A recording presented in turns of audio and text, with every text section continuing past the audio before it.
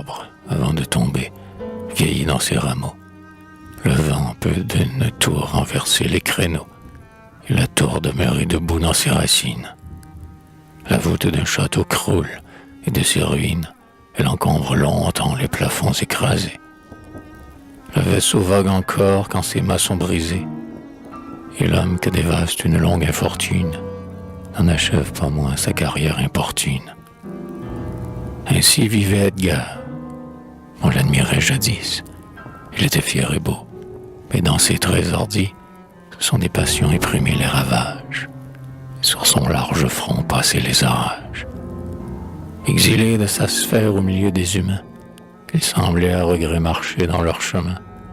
Il se sentait gêné dans le cercle du monde. Que ne suis-je semblable à la foudre qui gronde, disait-il emporté par son propre mépris. Semblable à l'ouragan qui sème les débris, ou que ne suis-je enfin la foudre et la tempête, flot qui mouillait mes pieds, vent qui battait ma tête, nuit qui de mon bonheur semblait porter le deuil. Vous, ciel inaccessible au vol de mon orgueil, dites-moi vos secrets que je ne puis surprendre. Parlez-moi, j'en suis sûr, je saurai vous comprendre. J'entendrai votre langue, vous la devinerez. Parlez donc à ce cœur de mystère altéré, qui languit d'une soif sans remède et sans terme, et bat trop à l'étroit dans le sein qui l'enferme. Il avait combattu, mais une longue paix avait paralysé l'essor de ses hauts faits. Et, passé de la guerre au calme d'une ville, l'ennui le dévora comme un glaive inutile que la rouille consume au fond de son fourreau. La paix pour un soldat est un premier tombeau. On ne peut contester le fait d'une victoire, mais chacun de pensée vous dispute la gloire, et toujours quelque vers vient piquer vos lauriers.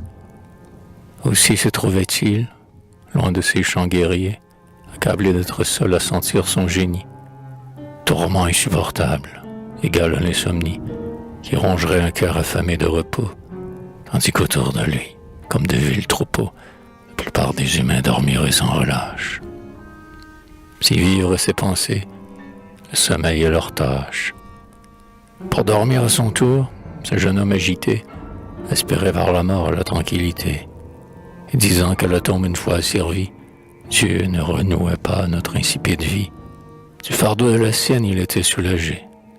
Ainsi, dans un navire à demi naufragé, pâle matelot, sur le pont qui chancelle, s'enivre en blasphémant d'une liqueur mortelle. Il essaya de tout pour guérir ses maux. Il chercha des amis et trouva des rivaux qui voulurent en vain lui pardonner sa gloire. Quand on ne peut soi-même aspirer à l'histoire, on poursuit jusqu'au seuil ceux qu'on y voit entrer. Et l'homme, en haïssant, se venge d'admirer. S'il rencontrera des cœurs à l'aimer plus dociles, dans leur épanchement, ces cœurs mous et faciles ne le comprenaient pas, et leur froide amitié, parce qu'il était grand, le voyait en pitié.